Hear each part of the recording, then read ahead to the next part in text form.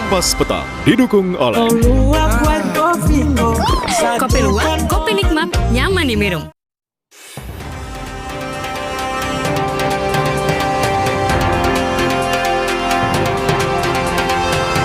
Mahasiswa kembali menggelar demo di depan kantor DPRD Provinsi Kalimantan Selatan.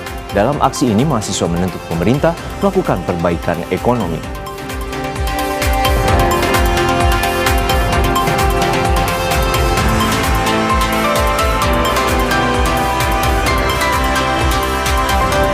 Putra Presiden Prabowo Subianto, Ragowo Hedi Prasetyo atau Didit menemui Presiden ke-7 Republik Indonesia Joko Widodo di Solo, Jawa Tengah.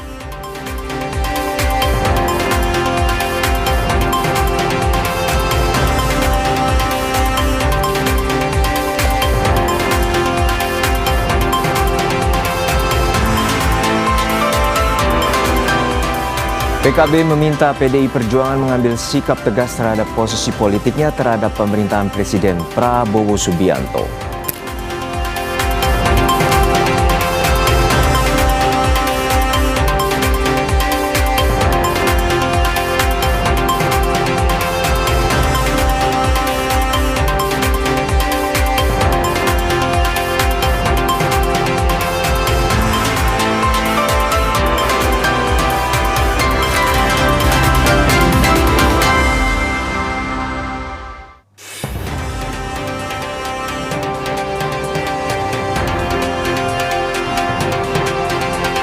Halo selamat sore saudara, Anda menyaksikan program berita Kompas Petang. Hari ini Kamis 18 Juni 2026, sore ini bersama saya Cynthia Rompas. Dan saya Harjuno Pramudito, kita jelang Kompas Petang selengkapnya. Saudara, mahasiswa menggelar unjuk rasa di depan kantor DPRD Provinsi Kalimantan Selatan.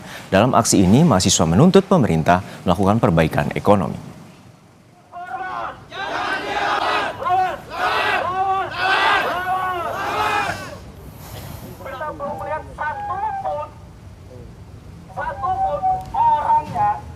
Aksi demo kembali digelar mahasiswa di depan DPRD Kalimantan Selatan. Dalam aksi ini mahasiswa memprotes kenaikan harga BBM Pertamax yang dinilai berdampak ke kenaikan harga bahan pokok.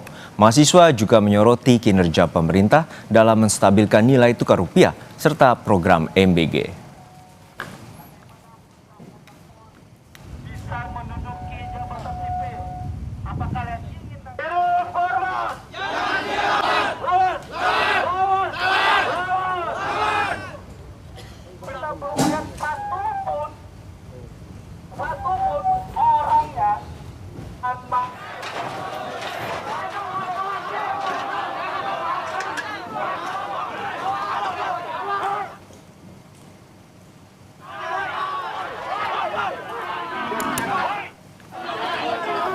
Unjuk rasa mahasiswa menuntut perbaikan ekonomi dan menuntut pengusutan tuntas kasus korupsi program MBG hingga Undang-Undang Polri diwarnai kericuhan. Mahasiswa yang memaksa ingin masuk ke gedung DPRD Subang terlibat aksi saling dorong dengan polisi hingga gerbang nyaris roboh. Mendapatkan pengawalan ketat polisi, mahasiswa membubarkan diri dengan tertib.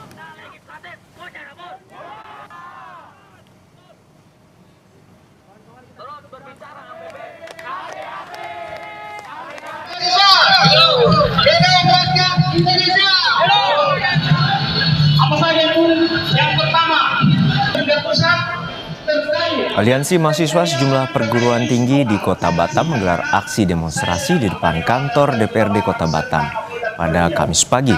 Dalam aksi ini, mahasiswa menuntut pemerintah melakukan evaluasi total program MBG dan menstabilkan harga sembako.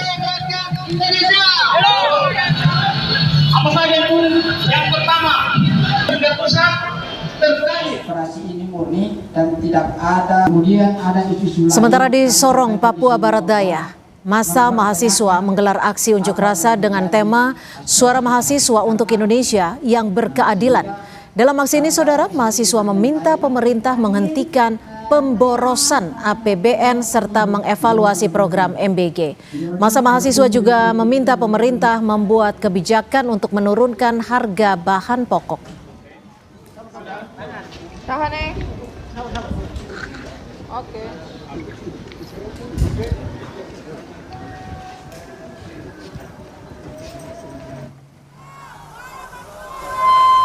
Bapak-bapak itu semua tahu.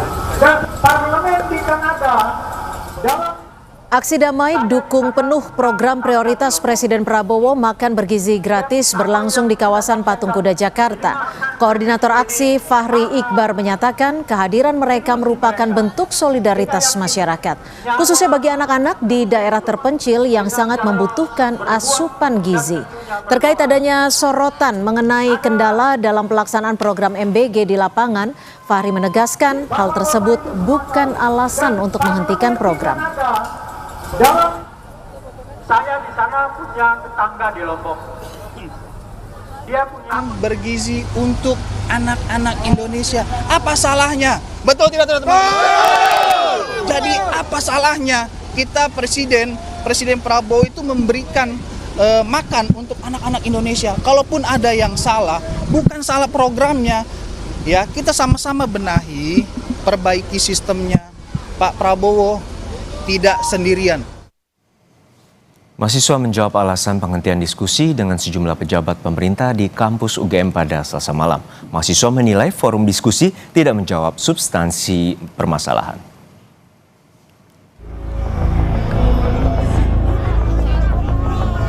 Andai terjadi semalam proses tanya jawab, ya proses tanya jawab terjadi, mungkin permasalahan mungkin beberapa hal bisa diklarifikasi. Kami diskusi itu ketika kami percaya dengan orang yang berdiskusi adalah berpihak pada kami. Diskusi bersama Wakil Menteri Pertanian Sudaryono, Menteri ATR BPN Nusron Wahid, dan Kepala BP Taskin Budiman Sujatmiko di UGM berakhir ricuh.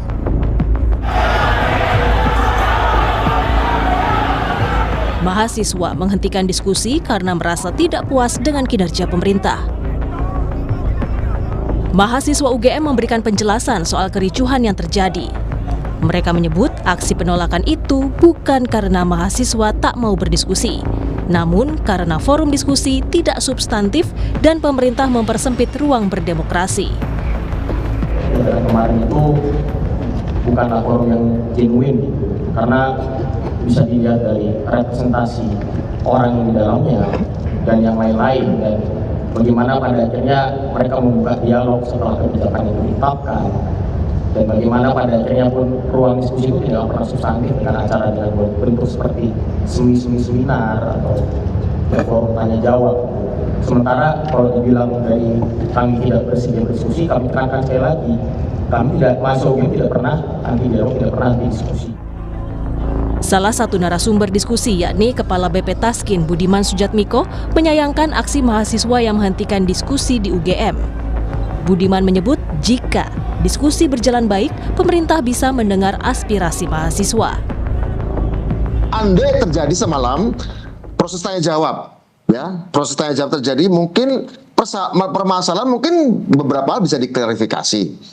Bisa jadi kami setuju dengan pendapat teman mahasiswa, bisa jadi kami mereka juga setuju dengan kami, atau kami sama-sama nggak setuju, tapi setidaknya tidak ada peruncingan ketegangan. Saya kira itu yang kami sesalkan.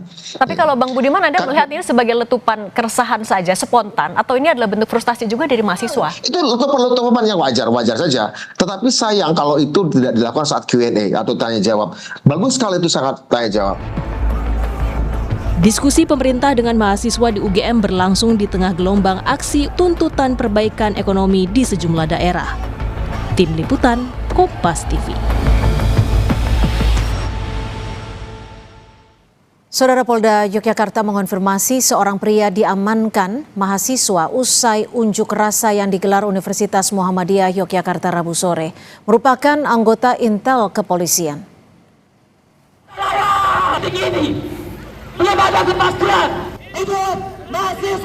Mahasiswa Universitas Muhammadiyah Yogyakarta menuai sorotan usai demo yang digelar menuntut perbaikan ekonomi disusul insiden salah paham usai ditemukan seorang pria yang belakangan diketahui anggota Intel dari Polda Yogyakarta.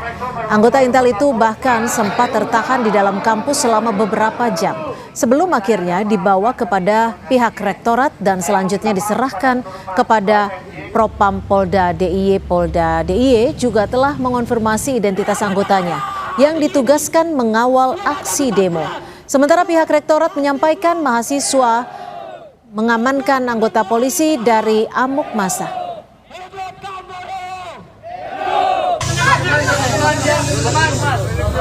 Yang ada dalam video tersebut adalah benar anggota Polda DIY dan merupakan petugas yang resmi terlibat dalam surat perintah pelayanan penyampaian pendapat di muka umum yang dilaksanakan pada hari ini di titik nol. Kehadiran yang bersangkutan di lokasi adalah bagian dari pelaksanaan tugas dan murni dalam rangka mengawal keselamatan peserta aksi kembali ke kampusnya dalam keadaan aman dan selamat. Kampus ini kan wilayah yang sebetulnya otonom dari aparat keamanan. Karena itu kalau masuk ke kampus tanpa izin memang itu sebenarnya tidak dibolehkan, tidak perlu gitu. Jadi kalau mau masuk kampus memang perlu ada izin. Tetapi kan kadang-kadang namanya intel nggak pakai izin semacam gitu, lalu datang dan ketahuan, itu yang kemudian saya juga kasihan sebetulnya ya. Tapi untung alhamdulillah tidak ada masalah, cuma mereka malah diamankan dari amukan massa. Terima kasih kepada pihak Polda bahwa memang intel yang ke kampus itu bagian dari mereka. Mantan Ketua BEM Universitas Gadjah Mada, Tio Ardianto, dilaporkan ke Bareskrim oleh simpatisan Prabowo atas tuduhan fitnah dan ujaran kebencian. Sejumlah simpatisan Presiden Prabowo yang tergabung dalam Garda Prabowo mendatangi gedung Bareskrim Polri pada Kamis siang untuk melaporkan mantan Ketua BEM UGM, Tio Ardianto. Ucapan kritis Tio dinilai telah membuat resah dan penuh dengan ujaran kebencian ketimbang kritis yang akhirnya dinilai Garda Prabowo meresahkan. Selain itu, soal video Tio soal temuan alat pelacak dinilai telah menimbulkan kegaduhan dan hoaks yang merugikan pemerintah.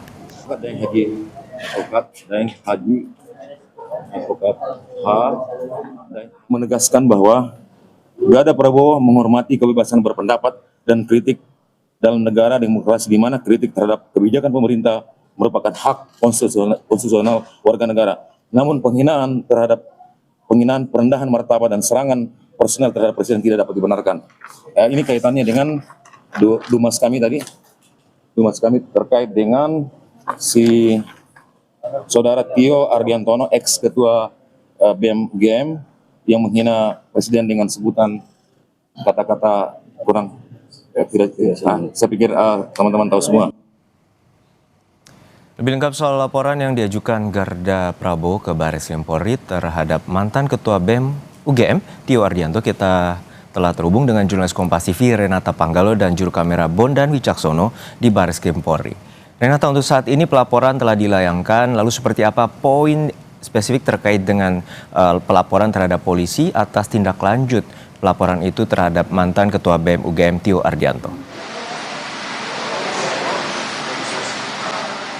Iya, Juno dan juga saudara, kami terus berupaya meminta konfirmasi dari kepolisian dalam hal ini Kadif Humas Polri, Irjen Pol Joni Edison Isir, namun sayangnya memang belum mendapatkan tanggapan atau konfirmasi berkaitan dengan tindak lanjut dari pelaporan atau aduan masyarakat yang disampaikan oleh Ormas Gabungan Rakyat Dukung dan Bela Prabowo atau Garda Prabowo terhadap mantan Ketua Badan Eksekutif Mahasiswa Universitas Gadjah Mada, Tio Ardianto. Namun kalau yang bisa kami garis bawahi, memang dalam laporan ini ada dua peristiwa yang kemudian memicu aduan masyarakat disampaikan kepada kepolisian.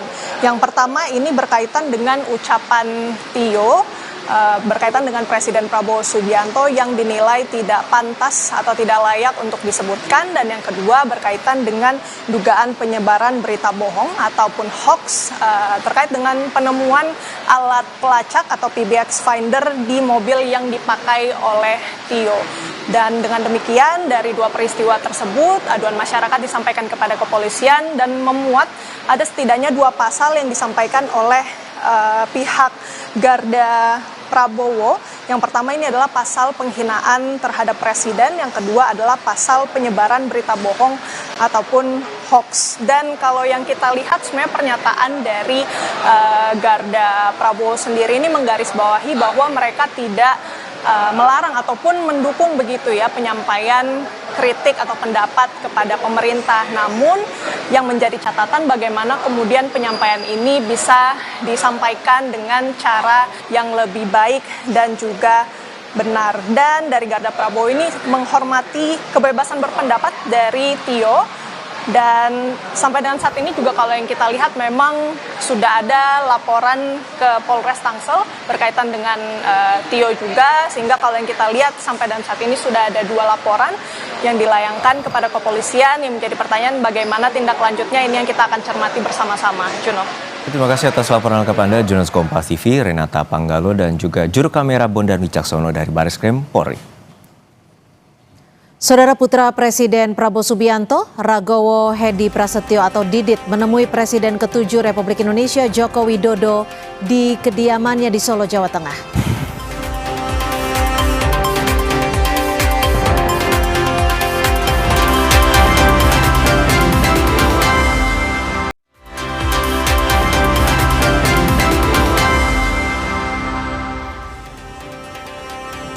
Saudara, eksekusi pengosongan Hotel Sultan di kawasan Senayan, Jakarta berlangsung ricuh setelah sejumlah orang terlihat menghadang dan menolak eksekusi yang dilakukan Pengadilan Negeri Jakarta Pusat.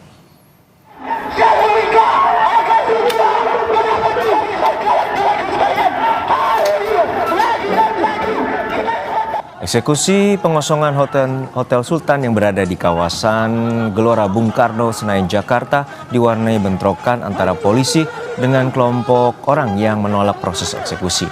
Anggota polisi dibantu TNI berusaha memasuki area hotel, langsung dilempari batu, botol minuman hingga bambu. Kericuhan berhasil dihentikan setelah kendaraan taktis water cannon menyemprotkan air ke kelompok massa yang menghalangi eksekusi.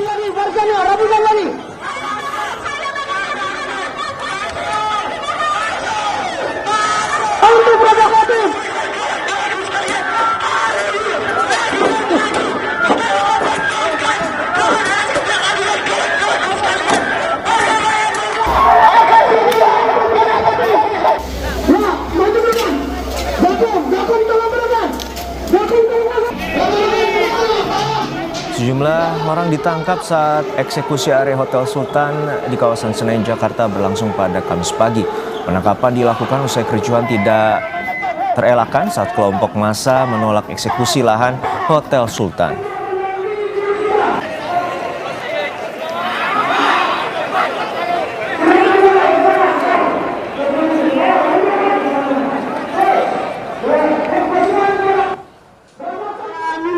Dengan hormat agar Bapak, Ibu, saudara-saudari sekalian, warga di hadapan saya. Eksekusi paksa Hotel Sultan dilakukan tim jurusita Pengadilan Negeri Jakarta Pusat karena lahan yang berada di area Gelora Bung Karno itu dinyatakan sebagai aset negara. Wamen Sesnek Bambang Eko Suharyanto menegaskan aset Hotel Sultan yang sebelumnya dikuasai PT Indobuildco dikembalikan kepada negara. Bambang bilang eksekusi dilakukan karena sebelumnya Presiden menyampaikan agar setiap aset negara yang dikuasai pihak lain harus dikembalikan dan dikuasai negara. Mohon maaf, ini anak bangsa semua nih Pak.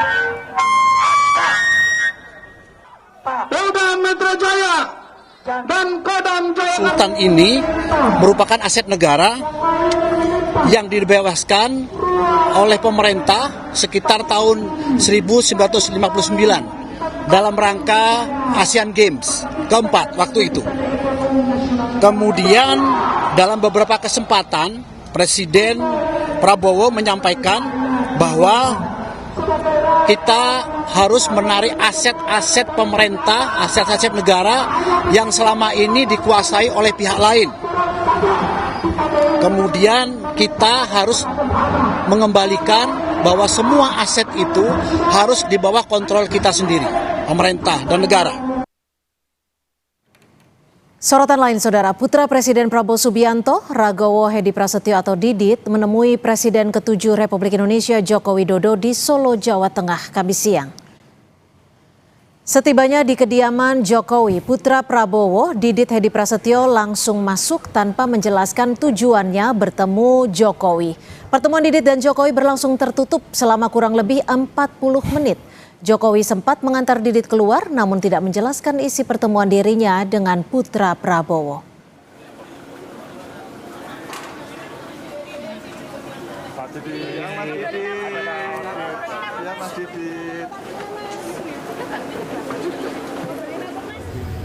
Partai Solidaritas Indonesia merespon pertemuan putra Prabowo Didit dengan Presiden ke-7 Jokowi sebagai bentuk silaturahmi dan persahabatan. Ketua Bidang Politik DPP PSI Bestari Barus bilang Didit menyempatkan diri bertemu Jokowi setelah mengikuti acara kirap Satu Suro di Pura Mangkunegaran, dan Bestari menilai sikap Didit menunjukkan persahabatan yang hangat antara ayahnya dengan Jokowi.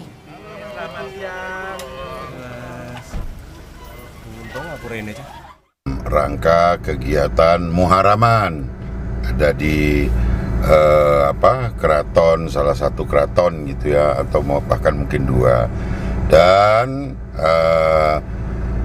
menyempatkan diri untuk mampir gitu sowan ke Pak Jokowi, kami kepada yang lebih tua, dan tentu didasari oleh bahwa Mas Didit ini paham betul bahwa persahabatan antara ayahanda beliau Pak Prabowo Subianto, presiden kita, dengan Pak Jokowi, presiden ke-7, itu adalah persahabatan yang tulus dan yang baik. Putra Prabowo, Ragowo Hedi Prasetyo atau Didit, mengunjungi Presiden ke-7 Jokowi di Solo hari ini. Didit memang sudah beberapa kali bertemu Jokowi di kediamannya. Lantas apa makna pertemuan Putra Prabowo dan Jokowi hari ini? Lebih lengkap kita mencoba untuk membahasnya dengan analis komunikasi politik UNPAD, Mas Kunto Adi Wibowo. Mas Kunto, apa sebenarnya yang bisa Anda baca dari pertemuan putra Presiden Prabowo dan juga Presiden ke-7 RI Jokowi di Solo di tengah situasi negara yang saat ini banyak mendapat tekanan dengan aksi unjuk rasa di beberapa daerah, Mas Kunto? Ya, kalau menurut saya kan Mas Didit ini punya semacam fungsi politik, Mbak, walaupun tidak secara substansi dan tidak berada di tengah-tengah panggung politik. Mas Didit tercatat beberapa kali bertemu dengan Pak Jokowi gitu, dari tahun 2024 ketika Pak Prabowo open house di Istana Negara, waktu itu Pak Jokowi masih jadi presiden, lalu pernah menanyakan ukuran jaketnya Pak Jokowi dan berkunjung ke istana secara langsung untuk itu. Lalu bertamu juga ke Pak Jokowi waktu halal bihalal tahun 2025 kemarin, dan tampaknya Mas Didit ini punya tugas gitu, ditugaskan oleh Pak Prabowo untuk paling tidak satu mencairkan suasana, yang kedua macam PIC-nya Pak Jokowi gitu kan, kayaknya ngobrol cocok dan tidak mengancam mungkin buat Pak Jokowi relatif lebih dekat gitu. Tapi gini Mas Kunto, oke lah disebut persahabatan, disebut silaturahmi. Kenapa nggak Pak Prabowo-nya sendiri yang langsung melakukan pertemuan dengan Pak Jokowi di Solo? Jika memang ini adalah persahabatan dan juga silaturahmi, kenapa harus Mas Didit yang hadir ke sana? Ya, butuh icebreaker dulu kan, Mbak, butuh pemecah. Kenapa butuh gitu, icebreaker? Memang ada sesuatu yang diinginkah di antara keduanya menurut Anda? Ya, saya pikir dengan situasi seperti yang Anda bilang, ada situasi politik seperti hari ini, lalu kemudian Pak Jokowi dengan Mas Gibran sudah siap-siap untuk safari keliling Indonesia dengan PSI. Ini kan sangat memungkinkan ada semacam mungkin bukan gesekan ya, mungkin suhu politik yang semakin meninggi gitu di antara keduanya. Itu kemungkinan yang pertama. Kemungkinan yang kedua ya bisa jadi memang ada sesuatu yang kita nggak tahu ya Mbak ya. Bisa jadi Prabowo meminta dukungan Pak Jokowi di tengah demonstrasi mahasiswa yang makin banyak, lalu kemudian tekanan ekonomis yang terkait dengan geopolitik yang lebih besar gitu kan. Ini juga Pak Prabowo mungkin meminta bantuan, tapi kan rasanya lebih enak kalau Mas Diditnya duluan yang datang. Artinya apakah ini bisa dibaca publik bahwa pengaruh Presiden ke-7 Jokowi masih sangat kuat sehingga apa yang Anda sebutkan tadi dibutuhkan bantuannya untuk menenangkan gejolak massa saat ini?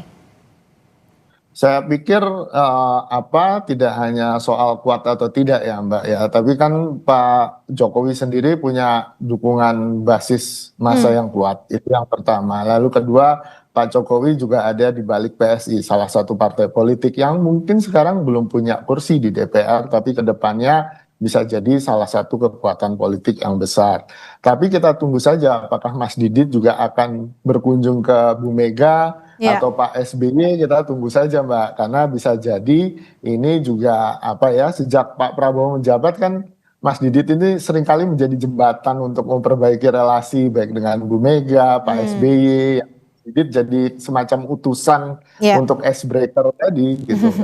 Jembatan komunikasi, penyampai pesan. Menurut Anda, apa pesan Pak Prabowo yang dibawa oleh Mas Didit ke Solo nih, Mas Kunto? Ya kalau menurut pengakuannya Mas Didit kan selamat satu suro ya Mbak ya, pasti itu yang pertama.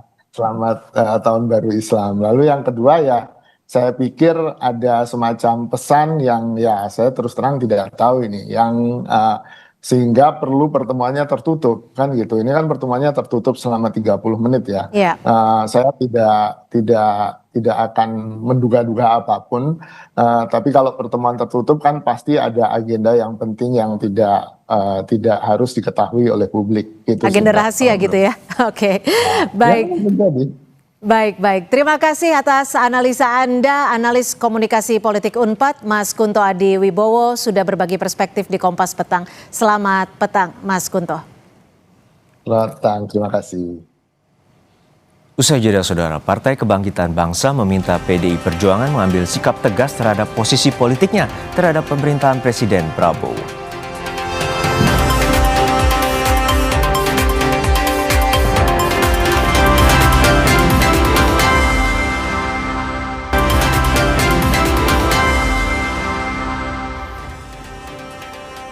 Saya Cynthia Rompas, masih menemani Anda di Kompas Petang. Saudara, Partai Kebangkitan Bangsa PKB meminta PDI Perjuangan mengambil sikap tegas terhadap posisi politiknya terhadap pemerintahan Presiden Prabowo Subianto. Hal ini disampaikan Ketua Fraksi PKB DPR RI Jazilul Fawait saat ditanya soal dugaan keikutsertaan kader PDI Perjuangan Andi Wijayanto dalam aksi demo. Jazilul berpendapat sikap partai politik diperlukan untuk mendukung program strategis pemerintahan. Sementara menurut PKB, sikap PDI Perjuangan masih abu-abu. PDI Perjuangan tidak tegas menyatakan berada di pemerintahan, tapi juga tidak menunjukkan sikap berada di luar pemerintahan.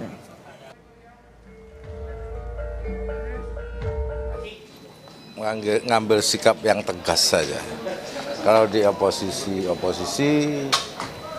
jangan abu-abu, karena kami semua sedang berjuang keras untuk mewujudkan apa yang menjadi janji Pak Presiden. Selama ini kan kita ataupun yang ada di barisan pemerintah ini kan menghormati semua pendapat dari yang lain. Tapi kalau ada kesan mengganggu itu tidak baik untuk menjalankan program. Sementara juru bicara PDI Perjuangan Guntur Romli menegaskan, sesuai dengan keputusan Kongres dan instruksi Ketua Umum, PDI Perjuangan tegas berada di luar pemerintahan dan menjadi penyeimbang kekuasaan. Sebab mayoritas partai politik di DPR sudah masuk dalam pemerintahan sehingga perlu ada partai yang berada di luar pemerintahan dan menjadi penyeimbang. PDIP juga menyatakan Indonesia menganut sistem presidensial sehingga tidak mengenal istilah oposisi dan koalisi pemerintah. Mas Jazilul Fawait mengurus partainya sendiri daripada ngurus partai orang lain. Sikap dan posisi PDI Perjuangan merupakan keputusan organisasi. Melalui Kongres, Rakernas, dan instruksi Ketua Umum, politik di Indonesia relatif tidak mengenal koalisi dan oposisi, apalagi oposisi yang merupakan keharusan di sistem parlementer. Posisi PDI Perjuangan sudah tegas berada di luar pemerintahan dan menjadi penyeimbang kekuasaan. Kenapa perlu menjadi penyeimbang? Karena mayoritas DPR sudah dikuasai oleh partai-partai yang masuk dalam pemerintahan. Posisi politik PDI Perjuangan kembali disorot setelah PKB mendesak Partai Banteng untuk segera keluar dari zona abu-abu. Hal ini menyusul soal dugaan keikutsertaan kader PDI Perjuangan Andi Wijayanto dalam aksi demo. Apakah posisi politik PDIP patut dipertanyakan atau justru PKB terlalu mencampuri urusan dapur partai lain seperti yang disinggung juru bicara PDI Perjuangan Guntur Romli. Kita bahas bersama Jubir PDI Perjuangan Seno Baskoro dan juga Direktur Eksekutif Indikator Politik Indonesia Burhanuddin Muhtadi. Sebelumnya saudara, kami juga sudah mengundang kader PKB namun hingga saat ini belum ada yang merespon dari pihak PKB. Selamat sore Mas Seno, selamat sore Mas Burhan. Selamat sore Mbak. Sore, Cynthia. Prof. Burhan, selamat sore. Sore Mas Seno. Selamat sore. Mas Seno, ini kan PKB secara tegas gitu ya, secara langsung meminta PDI Perjuangan jangan abu-abu lah, sikapnya harus tegas. Selama ini posisi PDIP sebenarnya di mana dan bagaimana Anda menjawab desakan dari PKB ini, Mas Seno? Ya, makasih Mbak Cynthia. Jadi saya langsung saja bahwa saya kira PDI Perjuangan sejauh ini adalah partai politik yang menghormati keputusan setiap partai politik lain, termasuk PKB, karena kami juga berharap keputusan politik kami dihormati oleh partai-partai politik lain. Dan saya kira kami waktu setelah Pilpres selesai sudah sangat tegas memutuskan bahwa kami berada di luar pemerintahan. Dan itu konsisten kami lakukan sampai sekarang, tidak ada kader partai yang kami tugaskan atau kami izinkan untuk kemudian bergabung di dalam kabinet Pak Presiden. Meskipun tentu saja berada di luar pemerintahan itu tidak serta-merta harus mengambil posisi ekstrim sebagai oposisi. Karena di dalam sistem pemerintahan kita saya kira sudah berulang kali kami tegaskan bahwa kita menganut sistem presidensial yang tidak membutuhkan konsep koalisi atau oposisi, tetapi di dalam atau di luar pemerintah, itu yang lebih dikenal di dalam tradisi politik kita. Sama halnya kami juga tidak mengomentari posisi partai politik lain setelah Pilpres selesai. Misalnya PKB waktu Pilpres yang lalu kan juga mendukung calon presiden yang berbeda, bukan Pak Prabowo kan, tapi setelah pemilu selesai langsung bergabung dengan pemerintah Pak Prabowo. Itu kami juga hormati sebagai keputusan independen masing-masing partai politik tanpa perlu kami campur-campuri. Nah, jadi kami rasa posisi kami dari awal jelas, kami nggak abu-abu, hitam putihnya jelas, dan sampai saat ini kami sudah menegaskan bahwa kami komit dan konsekuen pada sikap politik itu. Mas Burhan, menurut Anda sendiri, mengapa statement ini dikeluarkan dari PKB? Ada apa sebenarnya? Kenapa harus PKB menurut Anda?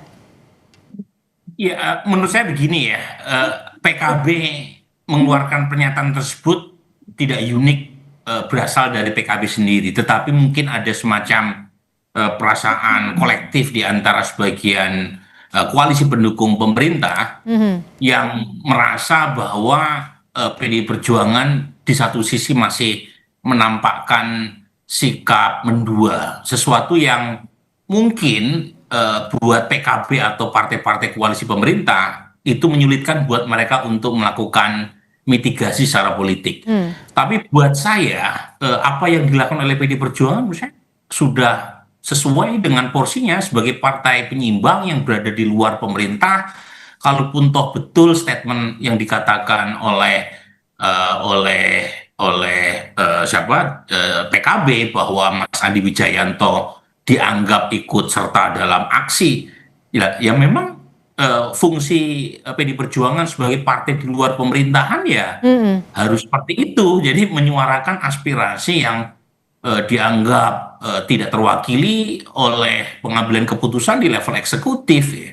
Bahwa kemudian ada beberapa elit PDI Perjuangan yang dianggap masih sweet ya terhadap pemerintah, itu kan tidak menunjukkan bahwa sikap PDI Perjuangan terbelah. Tapi gini, secara institusional sebenarnya sikap PDI Perjuangan sudah sesuai dengan keputusan rapat atau kongres ataupun rakernas ataupun apapun yang namanya ya, yang sudah diambil oleh PDI Perjuangan dalam mengambil sikap dengan pemerintah Pak Prabowo. Mas Burhan, tapi gini, kalau kita lihat dari komposisinya saat ini, sebenarnya kan komposisinya sudah dikuasai oleh hampir sebagian besar partai. PDI Perjuangan hanya sebagian kecilnya. Apakah memang posisi PDI Perjuangan dalam tanda kutip begitu menakutkan? Menurut Anda? Ya, sebenarnya bukan secara politik ya. Kalau secara politik kan bagaimanapun PD Perjuangan sangat minoritas di parlemen dalam pengertian dibanding 7 partai pendukung pemerintah yang total lebih dari 80% ya, kekuatan di parlemen. Jadi bukan dari situ, tapi saya lihat sepertinya message dari PKB itu berkaitan dengan positioning partai-partai pemerintah ataupun PD Perjuangan di mata publik. Jadi dengan mengatakan seperti itu, PKB ingin mengatakan kepada publik bahwa PD Perjuangan itu masih bermuka dua, gitu loh, tidak all out. Jadi dengan demikian diharapkan kredibilitas PD Perjuangan di mata publik bisa terdistorsi gitu ya dengan jadi ini baca ya terhadap motif politik PKB.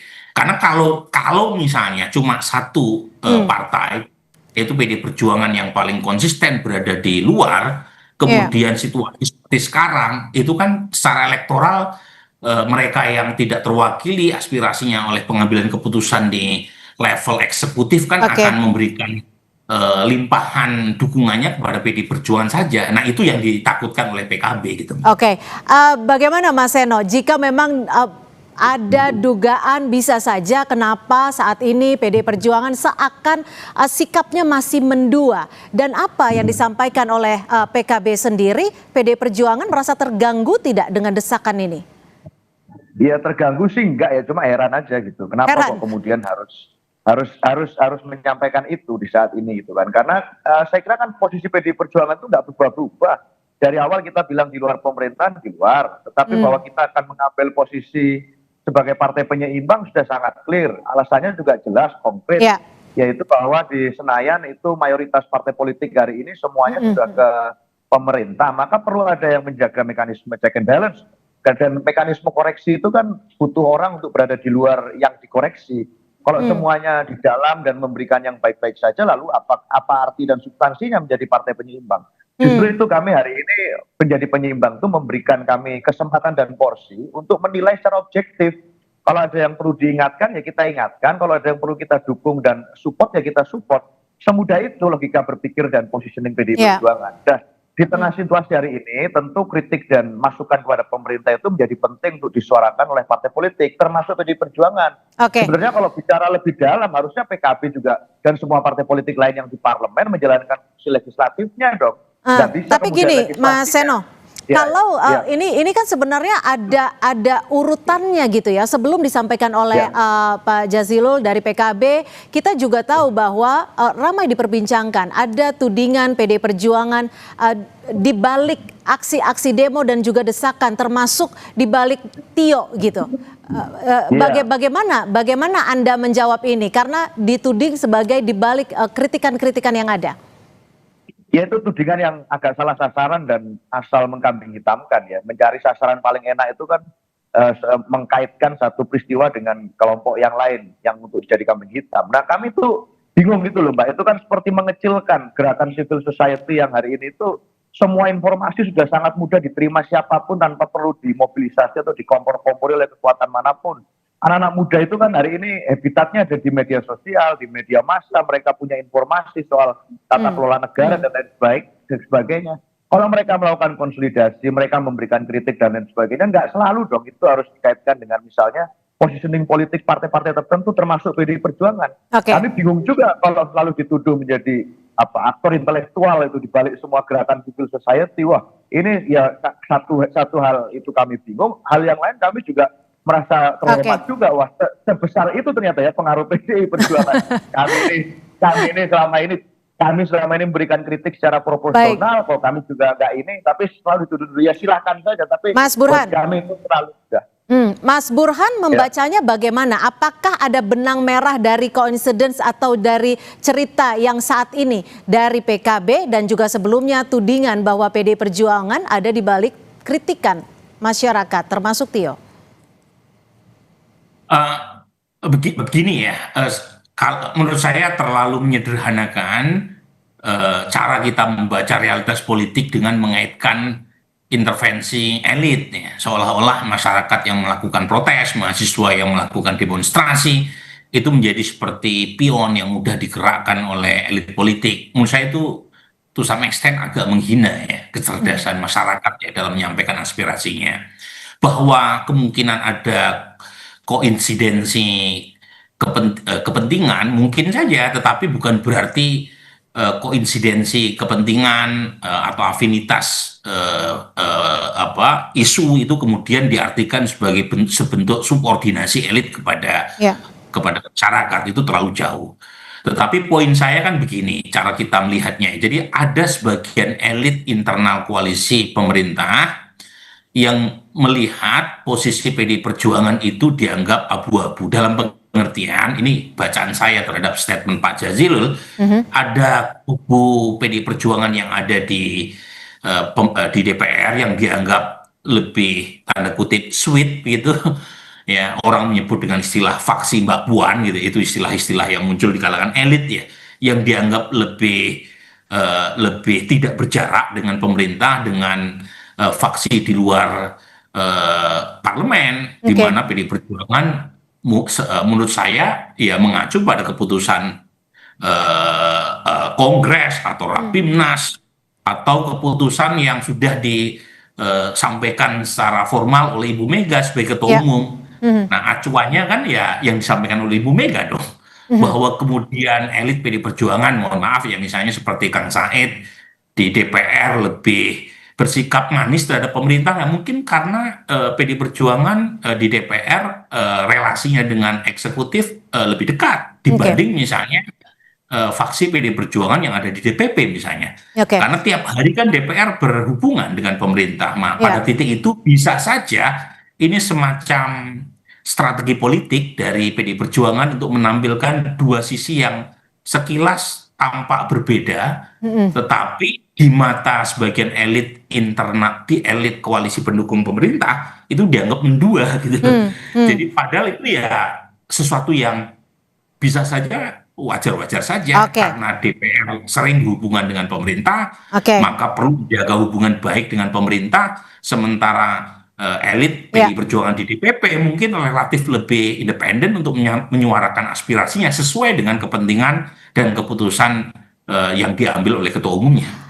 Mas Eno, kalau dilihat saat ini beberapa hari belakangan banyak aksi unjuk rasa. Kalau tadi Mas Burhan menyebutkan, apakah ini strategi dari PDI Perjuangan melihat situasi saat ini? Bagaimana Mas Eno, PDI Perjuangan sendiri melihat situasi dari banyaknya aksi demo? Singkat saja. Ya, Bu Mega itu selalu mengajarkan untuk berpegang pada konstitusi, dan itu pegangan kami, bukan soal orang atau fenomena. Sehingga kalau kami melihat ada banyak anak muda, kelompok masyarakat yang menyuarakan pendapatnya, itu dilindungi undang-undang dan ada haknya untuk mereka berekspresi. Sehingga kami berada di titik itu. Kalau ada kritik, di mana ada api pasti ada asap. Asapnya apa? Asapnya permasalahan yang hari ini kemudian dipetakan oleh banyak masyarakat, itu membutuhkan perhatian serius dari pemerintah. Nah, jawaban untuk menjawab apa yang menjadi kritik masyarakat buat PDI Perjuangan rumusnya sederhana. Selesaikan masalahnya, dengar kritiknya, jangan denial. Saya yakin itu akan kemudian lebih baik, lebih positif daripada hantam sana sini, tuduh sana sini. Itu lebih penting. Saya kira itu, Mbak. Baik, terima kasih Mas Seno Bagaskoro dan juga Mas Burhanuddin Muhtadi sudah berbagi perspektif dan juga informasi. Mas Seno, terima kasih. Selamat sore. Terima kasih. Terima kasih, Cynthia. Saudara, usai Bakom RI tegaskan program MBG mungkin dihentikan. Kini Wapres Gibran yang berjanji akan menjaga setiap rupiah yang dikeluarkan untuk MBG. Apakah pernyataan ini cukup untuk menjawab tuntutan demo mahasiswa? Pembahasannya kami hadirkan selepas jeda.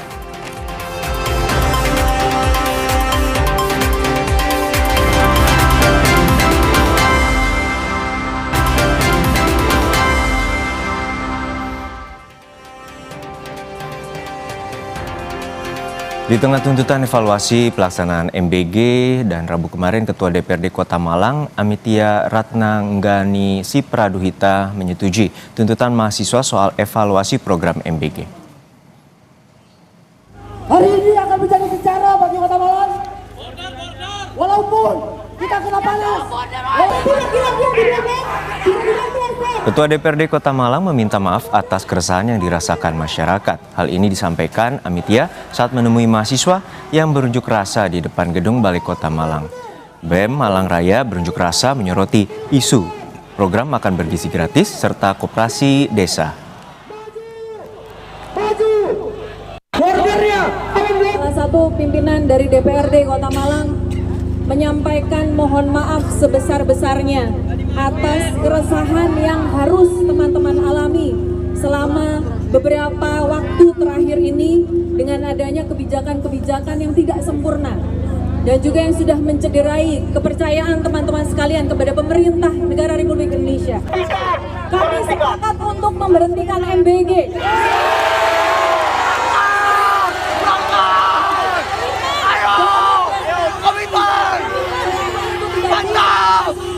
Masyarakat Kota Malang.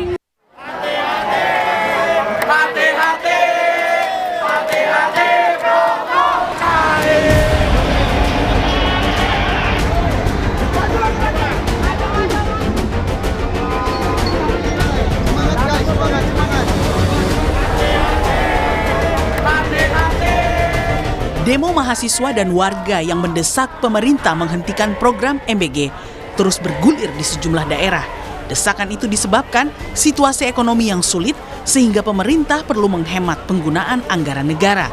Namun desakan publik ditanggapi pemerintah melalui Badan Komunikasi RI jika program MBG akan tetap dijalankan. Melalui pernyataan tertulis, Kepala Bakom M. Kodari bilang bahwa yang namanya MBG tidak bisa diminta langsung berhenti. Karena itu adalah visi-visi dan kontrak politiknya Pak Prabowo. Presiden Prabowo dipilih karena program kerja yang dilaksanakan tidak bisa diberhentikan. Merespons sikap pemerintah, Direktur Kebijakan Publik Chelios menilai janji evaluasi pemerintah pasca terungkapnya korupsi MBG baru di tataran teknis, belum ke akar masalah, yakni siapa para pemilik dapur SPPG, karena disitulah program MBG syarat dugaan bancakan politik. Kita ingin pemerintah berpikir, apakah ini dilanjutkan atau diberhentikan? Ini pertanyaan sederhana sekali. Bahwa dapur itu bermasalah, dapurnya banyak yang mengakali segala macam. Itu bicara soal how-nya. Tapi kita lupa bicara soal who-nya. Siapanya. Siapa penyelenggaranya, siapa pemilik dapur itu. Kalau soal siapanya tidak diselesaikan, bahwa pemilik dapur ini adalah mereka yang punya konflik kepentingan, bagian dari partai politik, ormas keagamaan, yayasan-yayasan terafiliasi dengan penguasa, ini tidak akan selesai. Terbaru, dalam kunjungan kerjanya ke NTT dan Papua, Wapres Gibran berjanji akan memperbaiki ketat tata kelola program MBG. Gibran juga berjanji akan mengembalikan kepercayaan publik dengan mempertanggungjawabkan setiap rupiah yang dikeluarkan untuk MBG. Terutama terkait MBG dan operasi, pemerintah berkomitmen untuk terus memperbaiki tata kelola MBG dan operasi. Kita pastikan setiap rupiahnya benar-benar termanfaatkan dengan baik dan juga yang paling penting terbebas dari praktek korupsi. Saya kira langkah-langkah ini penting untuk tetap menjaga kepercayaan. Aspirasi dan tuntutan mahasiswa soal MBG sudah sepatutnya disikapi secara serius dan konkret oleh pemerintah. Pasalnya tak sedikit uang rakyat yang sudah dikucurkan untuk mendanai program yang merupakan prioritas Presiden Prabowo itu. Tim Liputan Kompas TV. Usai Badan Komunikasi Republik Indonesia menegaskan jika program MBG tidak mungkin dihentikan di tengah jalan. Kini Wapres Gibran yang berjanji akan menjaga setiap rupiah yang dikeluarkan untuk MBG. Apakah pernyataan ini cukup untuk menjawab tuntutan mahasiswa di sejumlah daerah? Kita akan bahas bersama Ketua Departemen Kajian Strategis BEM UI Namora Sihaan dan juga Wakil Ketua Umum Bidang Kebijakan Publik Partai Golkar Bapak Idrus Marham. Selamat sore Pak Idrus, terima kasih telah hadir di studio. Selamat sore juga Mas Namora. Oh iya, selamat sore. Ya, Mas Namora, ini tadi Wapres Gibran dan juga pemerintah melalui Bakom telah memberikan statement bahwa program MBG tidak dapat dihentikan karena berkaitan dengan kontrak politik dan ruang negosiasi mungkin tidak akan terjadi, dan namun janji pemerintah akan tetap mengevaluasi dan akan melakukan respon cepat. Apa respons dari teman-teman mahasiswa? Oke, untuk menilai respon tersebut, menurut kami perlu untuk kita ketahui dulu pertama-tama sebenarnya apa sih value atau apa sih nilai dari kata kontrak politik di dalam penentuan suatu kebijakan publik. Nah di sini dalam bentuk kebijakan publik yang baik, maka dia harus baik dari segi perencanaan, dari segi konsep, dari segi tujuan, dan juga termasuk juga dari segi tata kelola ya, kalau khusus untuk MBG ini. Nah tapi permasalahan yang sudah kami identifikasi adalah proyek strategis MBG itu dari konsep hingga ke tata kelolanya itu buruk. Dan hingga saat ini juga kami masih menunggu adanya evaluasi, adanya bentuk kajian atau bentuk evaluasi dari pihak pemerintahan yang dikeluarkan atas MBG. Ini kan sedikit aneh ya, bahwa sudah 2 tahun MBG ini berjalan, tapi tidak ada satupun evaluasi yang dikeluarkan oleh pemerintah. Evaluasi yang ada itu hanya bersifat kualitatif, yaitu mungkin video-video sidak-sidak, bukan evaluasi yang harusnya kuantitatif, besar, yang cocok untuk proyek-proyek dengan skala sebesar ini gitu. Oke, maka Pak sebenarnya Idrus, kalau untuk ya Pak Idrus, untuk saat ini teman-teman mahasiswa tetap menuntut bahwa evaluasi total harus dikerjakan. Namun apa yang sebenarnya saat ini menjadi komitmen pemerintah dan apa saja yang telah dilakukan agar evaluasi total ini tetap berjalan? Jadi saya kira memang kalau kita memperhatikan apa yang disampaikan oleh teman-teman mahasiswa, ya secara jujur dari pemerintah sebenarnya utamanya Partai Golkar ya, dan ini arahan dari Pak Bahlil Lahadalia selaku Ketua Umum bahwa kita memberikan apresiasi dan betul-betul kita menghargai masukan-masukan yang ada. Dan oleh karena itu kita betul-betul menjadikan ini sebagai sebuah momentum untuk melakukan evaluasi total terhadap MBG itu sendiri. Apalagi dengan adanya kasus misalkan yang sudah terbukti ditangkap 3 orang itu, ini betul-betul menjadi sekali lagi momentum bagi ya pemerintah ya untuk melakukan evaluasi secara total terhadap pelaksanaan terhadap pelaksanaan MBG itu sendiri. Nah oleh karena itu saya kira Mas Juno di sini harus kita bedakan bahwa secara konseptual ya apa yang menjadi visi misi Presiden ya Pak Prabowo ini itu adalah sebagai sebuah satu cita-cita yang mulia ya dalam rangka untuk mencapai 4 hal sebenarnya. Nah nanti ini akan kita lihat dan menjadi bahan bagi kita semua untuk dasar melakukan evaluasi.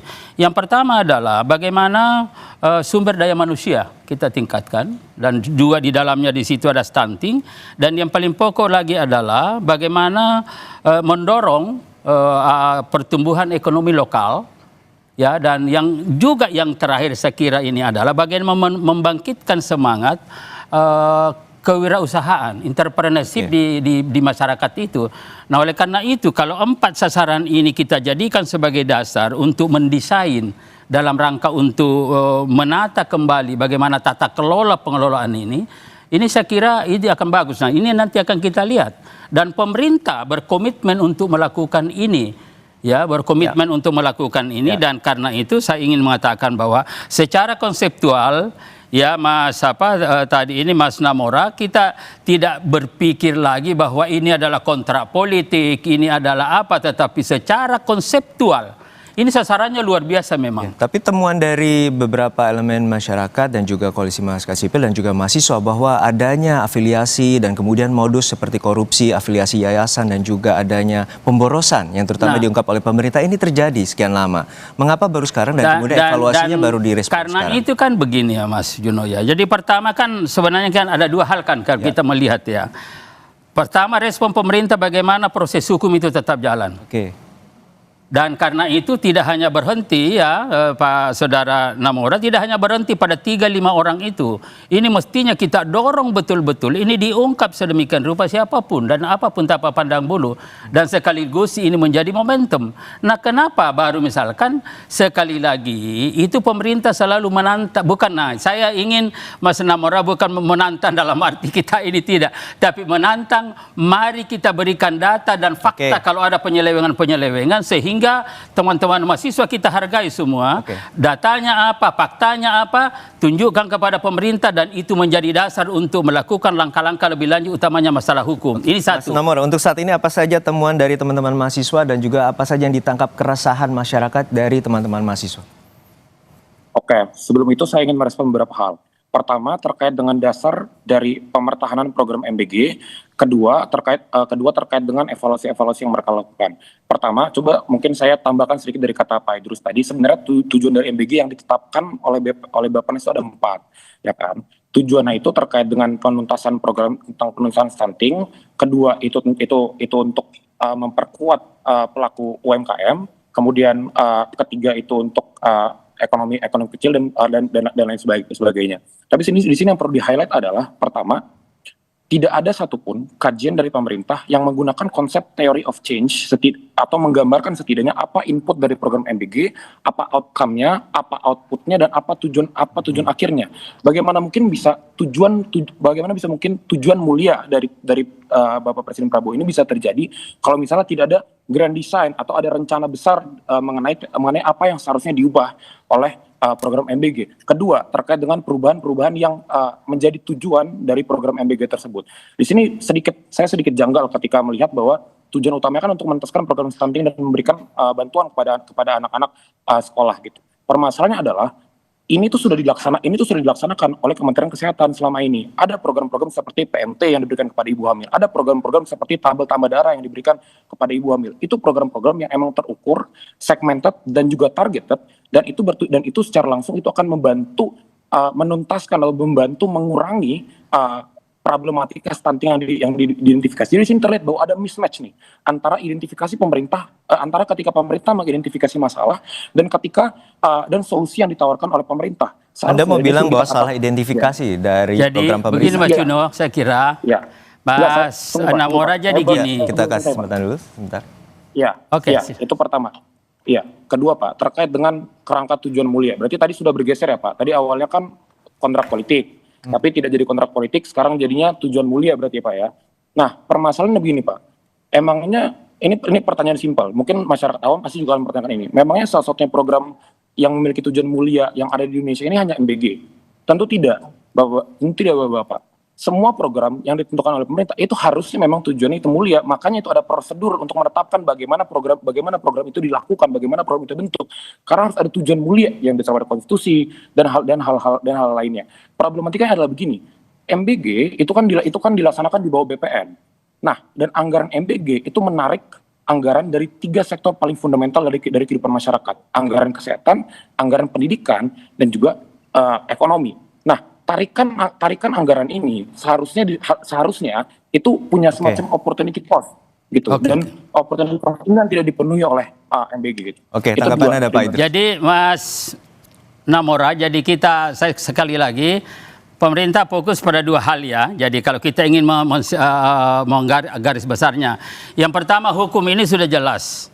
Jelas Pak Prabowo sudah memberikan satu instruksi bahwa ini harus jalan terus, tidak boleh berhenti, siapapun yang terlibat harus diproses secara hukum. Ini kan jelas ini, dan saya kira ini, nah teman-teman mahasiswa tinggal awasi.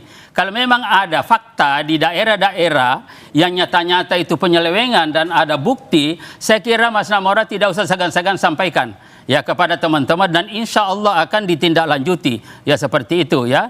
Dan kemudian yang kedua, masalah tata kelola.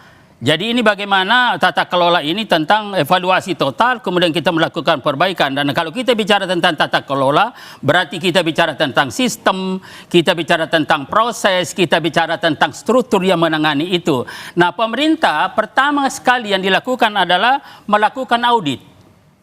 Audit kepada SPPG. Yang memang Menko Pak Zulkifli Hasan juga sudah menyampaikan bahwa yang ada titik itu mestinya target pertama kali itu memang ada 21. Ya, ada 21.000.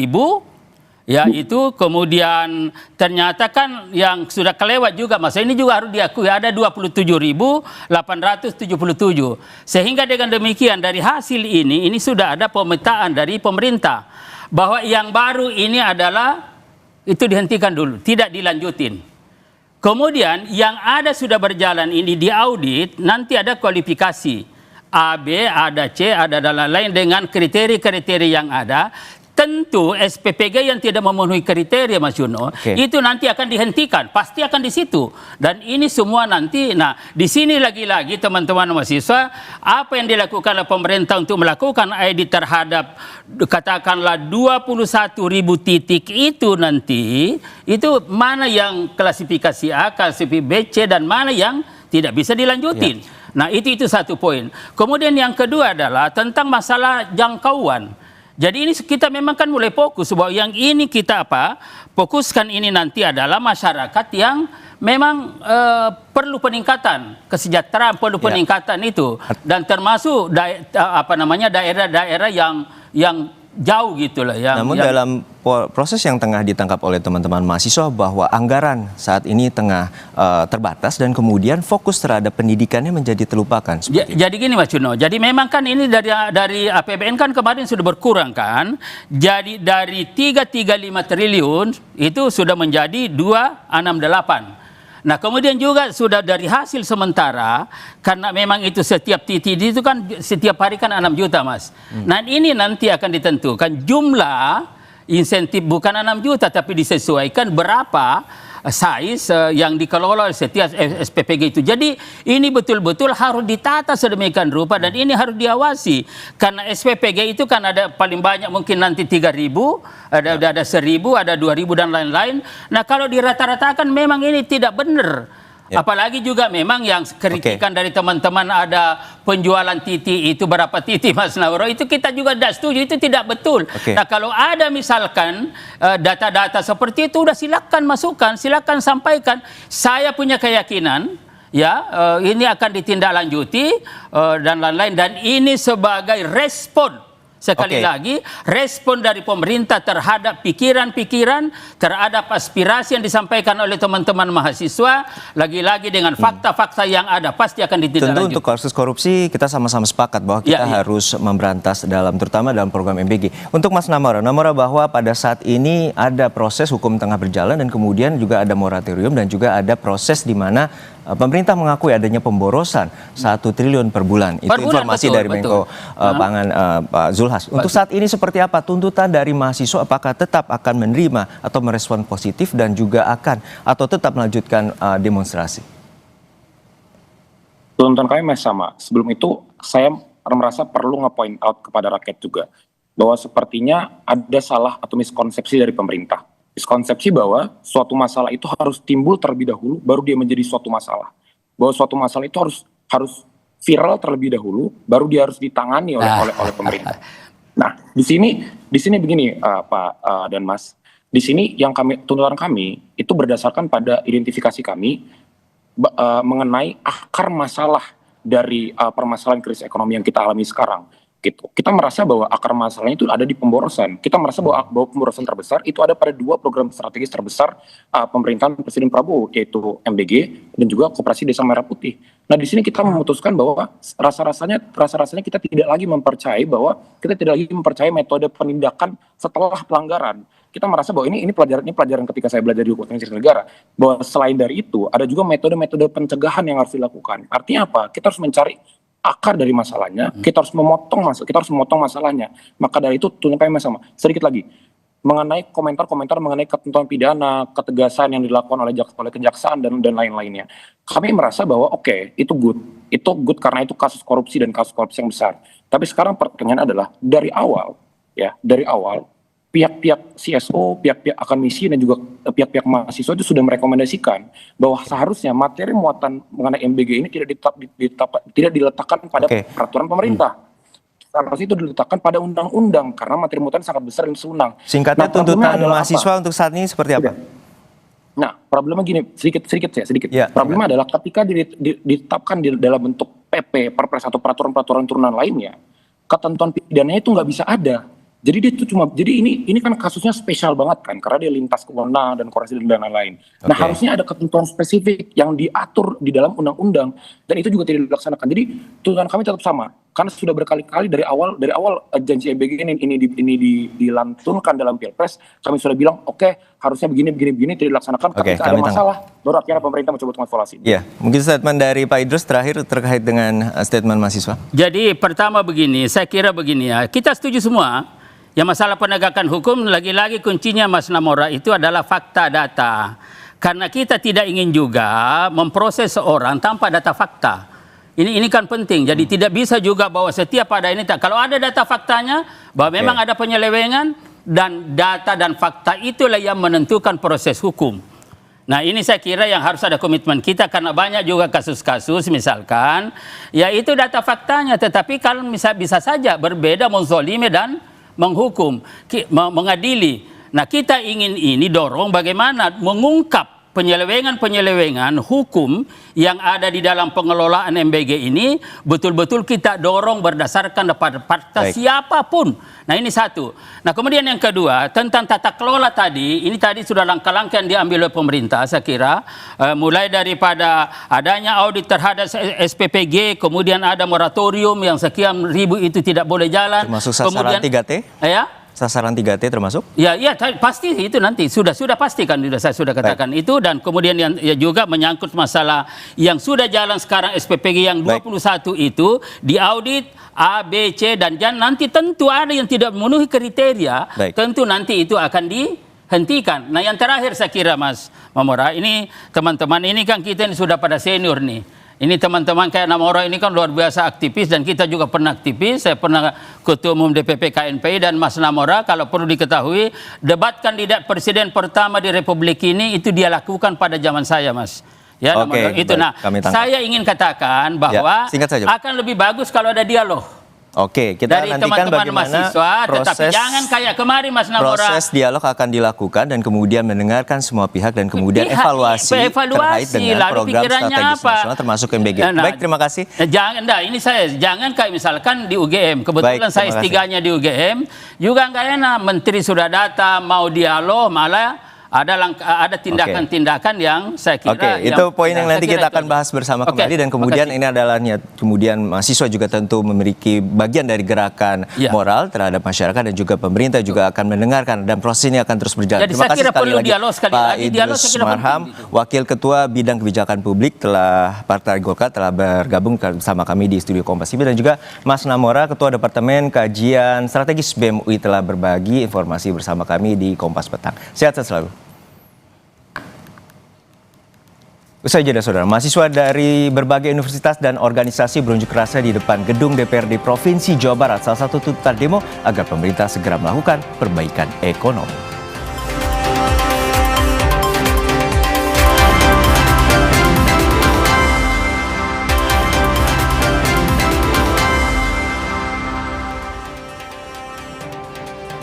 Saudara, mahasiswa dari berbagai universitas dan organisasi berunjuk rasa di depan gedung DPRD Provinsi Jawa Barat. Salah satu tuntutan demonstran adalah agar pemerintah segera melakukan perbaikan ekonomi.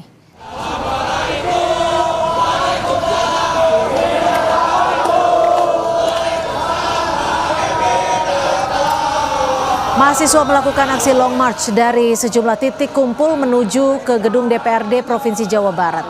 Dalam orasinya, mahasiswa menyampaikan sejumlah tuntutan, salah satunya untuk mengevaluasi program kebijakan yang dinilai memboroskan anggaran dan fokus memberikan akses pendidikan yang baik bagi warga.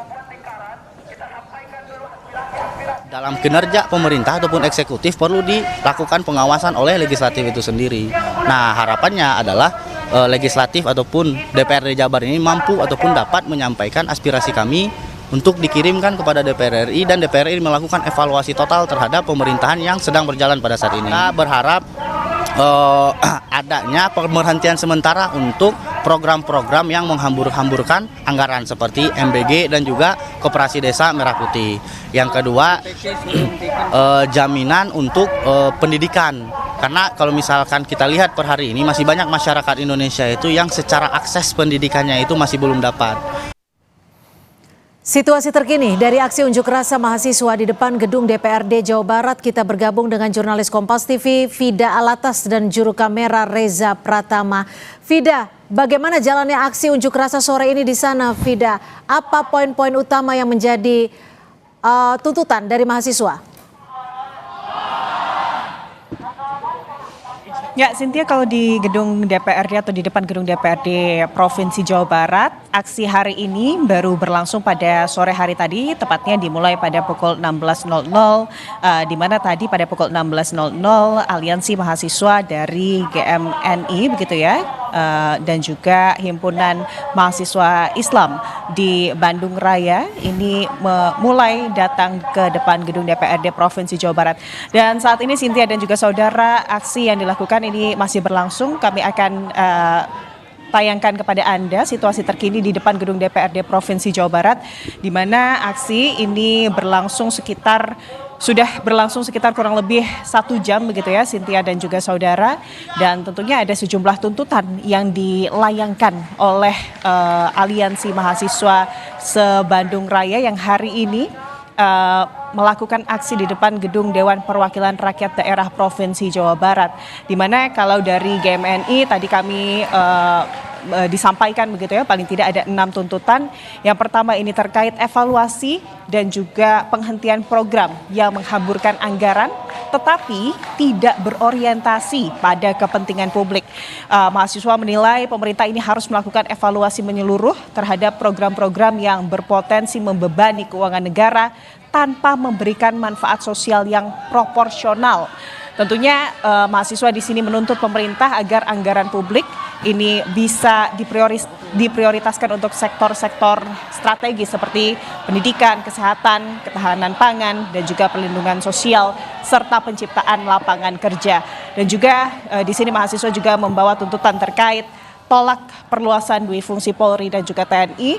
Ada juga tuntutan mahasiswa terkait pemerintah untuk menjamin ketersediaan dan juga distribusi BBM bersubsidi, lalu untuk mewujudkan pendidikan yang inklusif dan terjangkau, menjaga stabilitas nilai tukar rupiah dan daya beli masyarakat, serta tentunya adalah terkait penurunan harga kebutuhan pokok. Cynthia. Baik, terima kasih atas laporan Anda, jurnalis Kompas TV Vida Alatas melaporkan langsung dari Bandung, Jawa Barat. Selamat bertugas kembali, Vida. Usai jeda saudara, Presiden Amerika Serikat Donald Trump menandatangani nota kesepahaman saat makan malam di Versailles pada Rabu malam.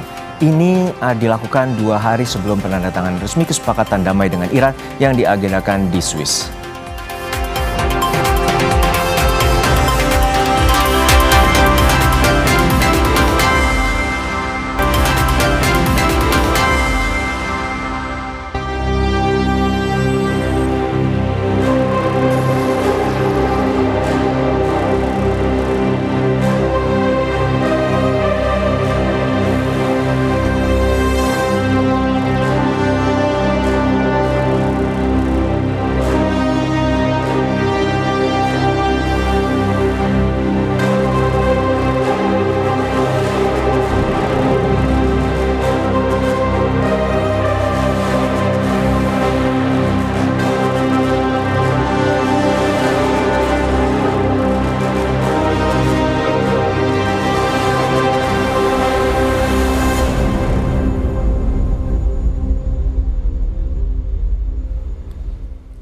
Presiden Amerika Serikat Donald Trump menandatangani nota kesepahaman saat makan malam di Versailles pada Rabu malam. Ini dilakukan 2 hari sebelum penandatanganan resmi kesepakatan damai dengan Iran di Swiss.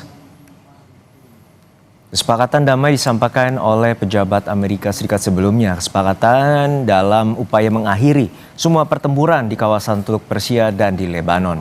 Nantinya usai nota damai resmi tercapai, pembukaan Selat Hormuz, penghapusan blokade oleh Angkatan Laut Amerika Serikat, termasuk mengakhiri semua sanksi bagi Iran akan mulai diberlakukan. Amerika juga dilaporkan menyetujui dana pembangunan senilai 300 miliar dolar Amerika Serikat untuk Iran.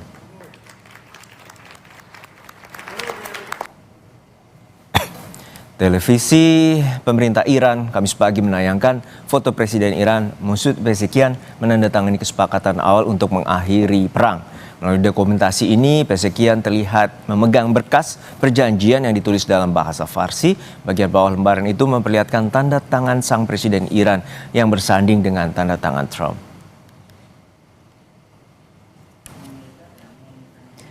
Kesepakatan damai yang disetujui Presiden AS Donald Trump direspon Perdana Menteri Israel Benjamin Netanyahu.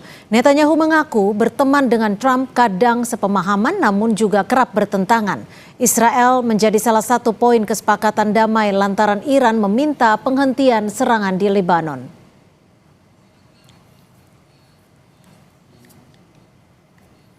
Informasi terhangat lainnya akan kami hadirkan usai jeda hanya di Kompas Petang.